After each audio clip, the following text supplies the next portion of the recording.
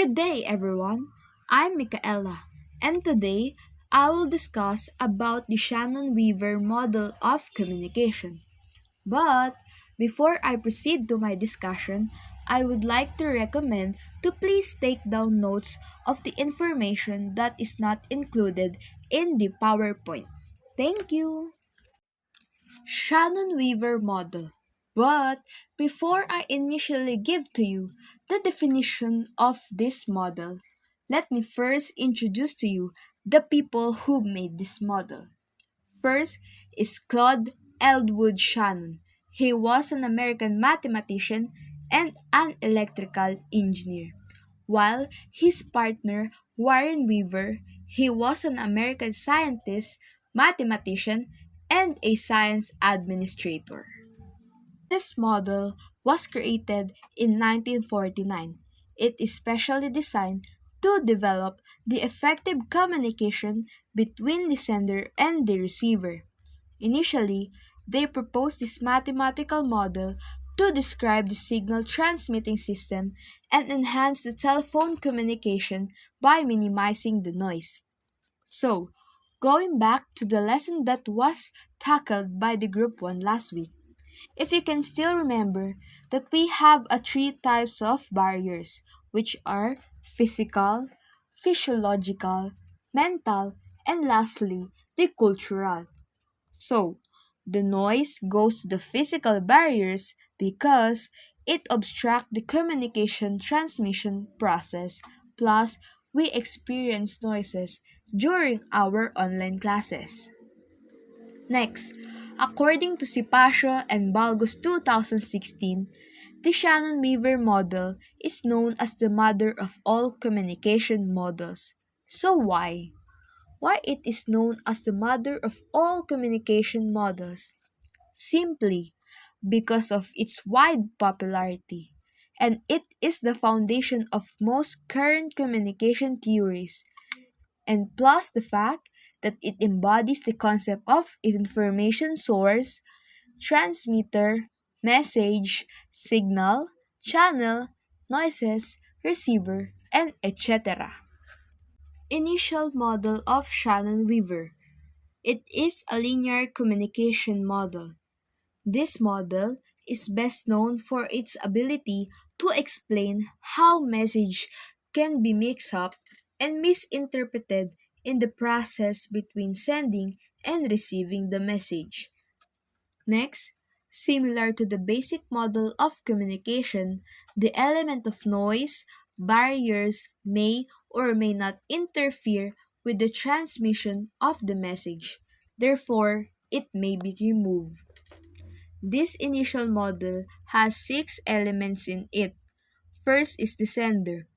The sender is the originator or the information source that selects the desired message. It also indicates the person who generates the information and initiates the communication process. Next to sender is the encoder.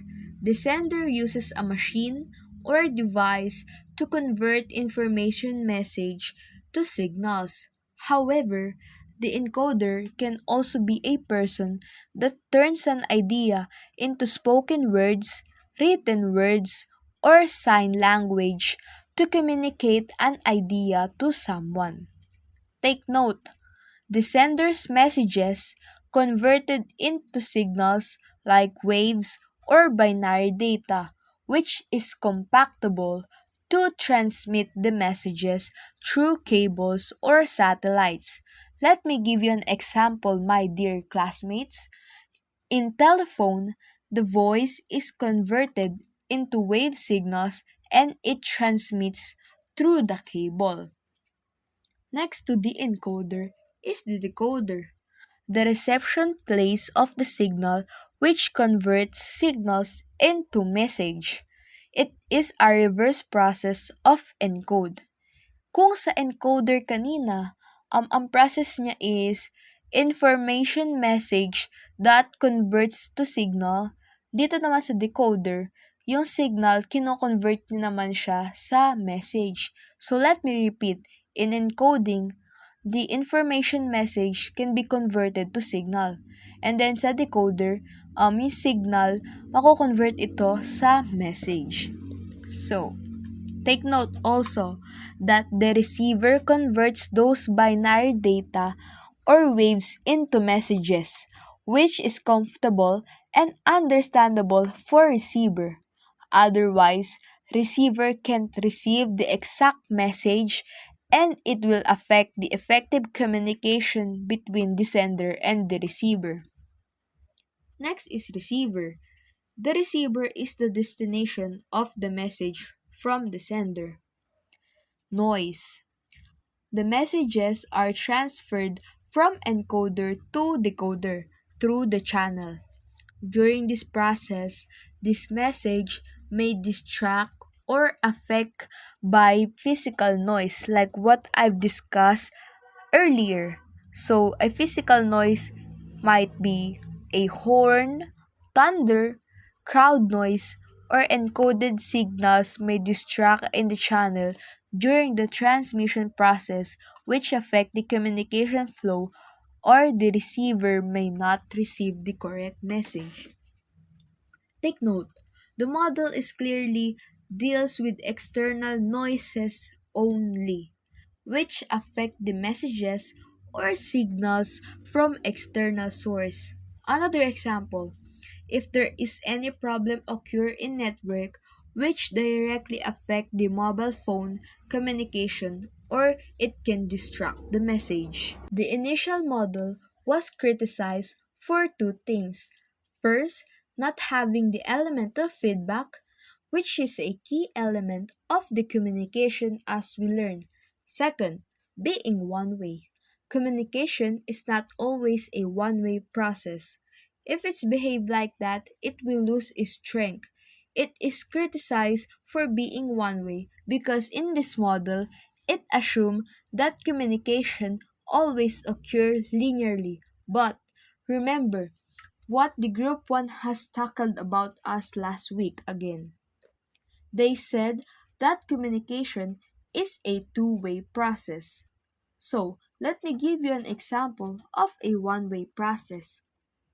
For example, an audience who is listening to a radio, reading the books, or watching television is a one-way communication because it has no feedback. So, let's go to the modified model of the Shannon-Weaver. In 1950, Norbert Wiener added the feedback and Shannon-Weaver model. He presented the feedback system in the book, which is The Human Use of Human Beings, to counter the criticism of the one-way communication approach. So here is the modified model of the Shannon-Weaver model. So going back to the initial model, we all know that it is a linear communication model. But when it comes to modified model of the Shannon-Weaver, it is now a silical model. So we all know that the first model has a 6 elements, but look at the modified model of the Shannon-Weaver. It has now 7 element, which is the feedback. So what is feedback? So feedback occurs when the receiver of the message responds in order to close the communication loop. They might respond to the sender to let them know that they got their message. So, here are the advantages and disadvantages. First, it explains the barrier to effective communication very well. In this model, it shows how information is interrupted and helps people identify areas for improvement in a communication.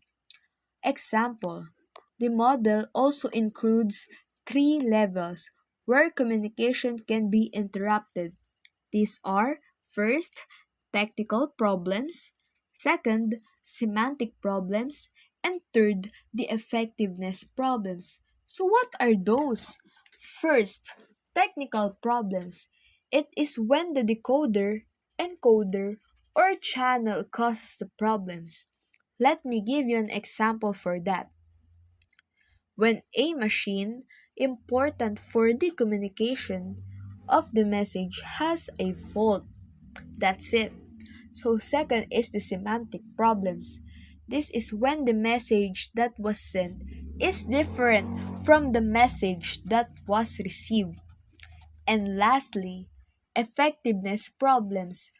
This explain how well the message can cause a response or reaction for the receiver. Again, let me repeat. The model includes three levels where communication can be interrupted. So the technical, semantic, and effectiveness problems. So take note of that. Number two, breakdowns communication into understandable parts. So, this model enable us to look at the critical steps in the communication of information from beginning to the end.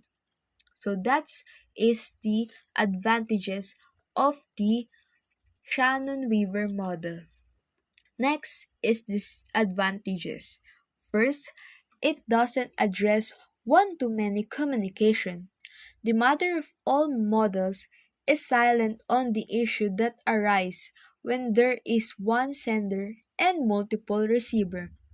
Take note, or should I say, for a better analysis of a mass communication, use a model like the Laswell model of communication.